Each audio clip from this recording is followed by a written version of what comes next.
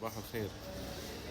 آه، المرة الأخيرة يوم صرنا فيها ورنر براذر، انزين، كنا واقفين في صف عشان ندفع تذاكر وندش. المهم أنا كنت أتريا شخص جالس هناك بالكونتر، بخلص عن طريقه هو يعني التذاكر وبدخل. المهم يا دورنا بس عند شخص ثاني، أنا قلت له لا أنا بتريا هذا الشخص، فصديت اللي ورا ولقيت في وحدة بنت البلاد ويا عيالها.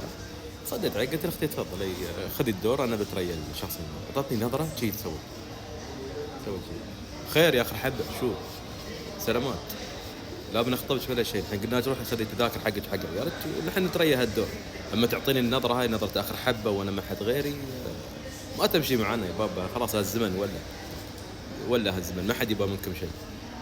واحد يدوب يشوف عياله وبيته ويستانس معاهم يروح. ولا شو تقولين يا ام خالد؟ صح. الناس ما تعيدها يوم تجي تكلمها تعطيك هالنظرة. النظرة أهم شيء النظرة. زين. أهم شيء النظرة هاي الثقة الزايدة أنا آخر حبة. زين هي آخر حبة. مع إن إحنا طبعنا نحب نخدم الناس. أكيد إحنا نحب نخدم الناس وكل شيء، ولكن تتعاملون بالطريقة هذه كلام فاضي، ها مو بأسلوب صراحة. خلاص الدنيا تغيرت، الحياة تغيرت. الابتسامة في وجه أخيك صدقة. خذوا الفتاوي. شو الابتسامة شو؟